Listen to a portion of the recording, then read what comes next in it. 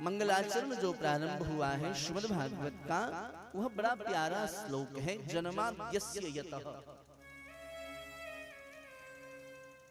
श्री वेदव्यास जी महाराज ने ब्रह्म सूत्र की जब रचना की तो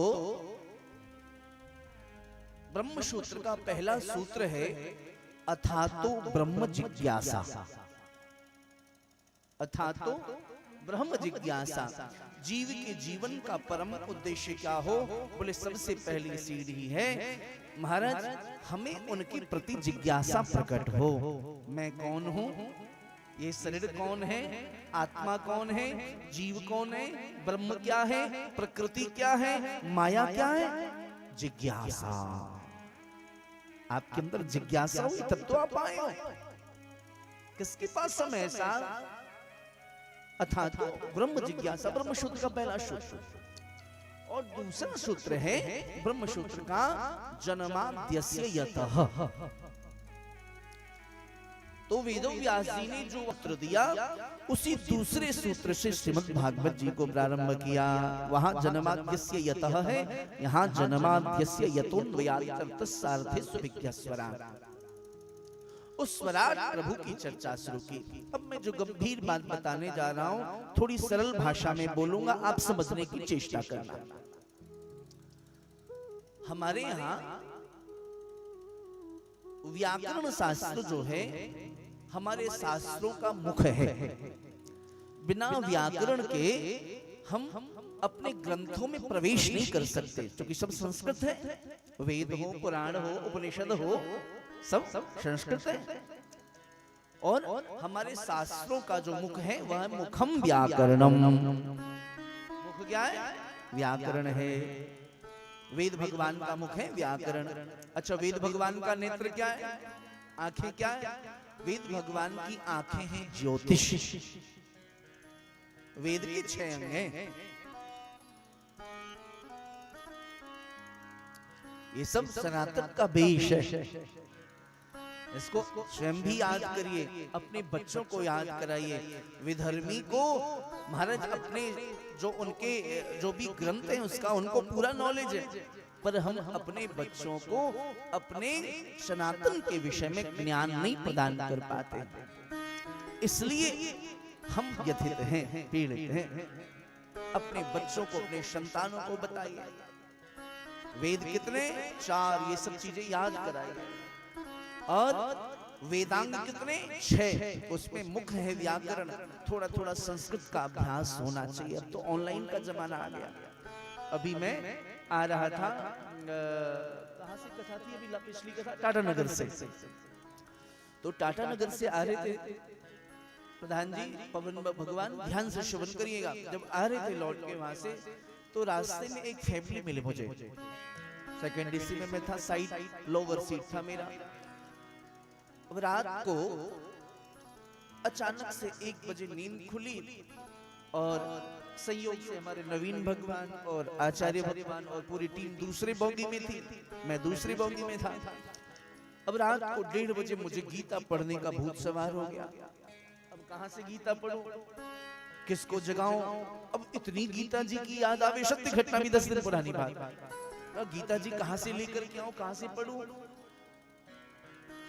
मैंने कहा मोबाइल ही देख लेते। Mobile discharge. गीता जी की याद में सो गए हम।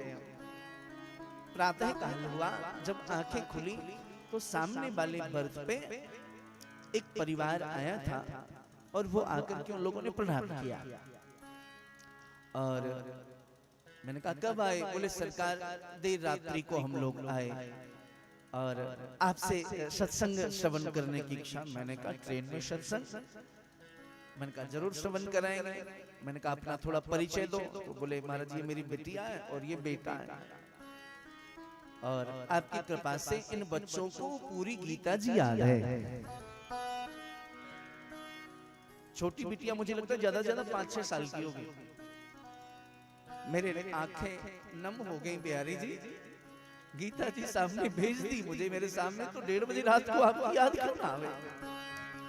मैंने कहा सत्संग सुनाऊंगा, पहले गीता जी का पाठ करते हैं। तो एकादशी का दिन था, पिछली एकादशी।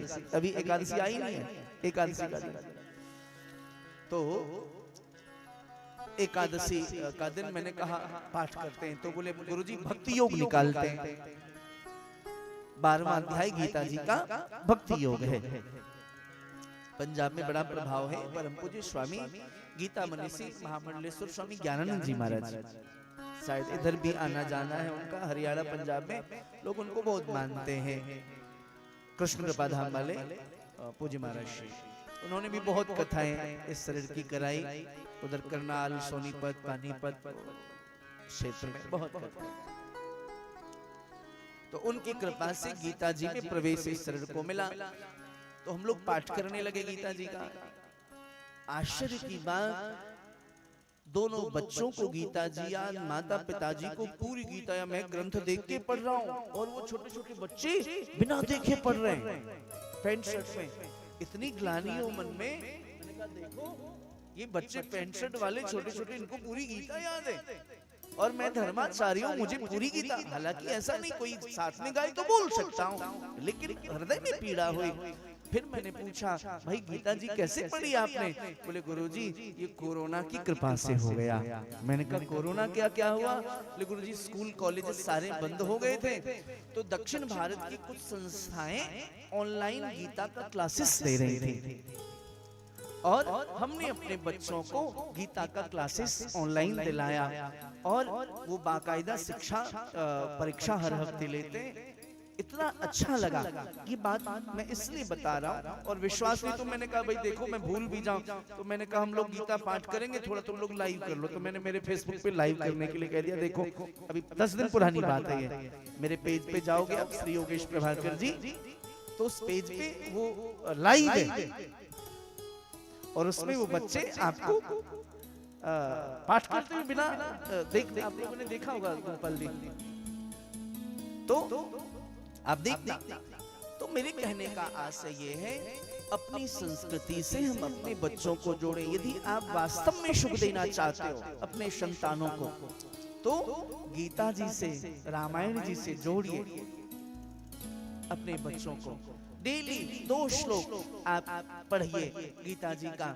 आगे आने वाला जो कलयुग में समय है बहुत भयावह है। आने वाले काल में ये संसाधन हमारे संतानों की रक्षा नहीं करेगी, ये घर मकान बंगले रक्षा नहीं करेंगे। इतना विघटन होगा उस काल में महाराज, ये गीता, ये भागवत, ये रामायण ही इस विषम परिस्थिति से हमारे संतानों को, हमारे परिवारों को बचाएगी। इसलिए अभी से अपने बच्चों को देखिए, जैसे आप ऑनलाइन और क्लासेस करवाते हो, डांस की कोचिंग कराते हो और कराते हो, गर्मियों की छुट्टी आवे तो देखिए, सर्च करिए कहाँ क्या क्लासेस चल रही है, गीता का क्लासेस कराइए। गीता जी का ज्ञान जिसको हो गया उसका जीवन धन्य। मेरा आग्रह है आपसे, और मेरे आग्रह से अगर 2-5 श्लोक भी, अभी गर्मी छुट्टी आ रही है, आप देखें कहाँ क्या हो रहा है, आप क्लासेस करें। गीता जी का ज्ञान जिसको हो गया वो कभी भी किसी भी परिस्थिति में संसार में विचलित नहीं हो सकता।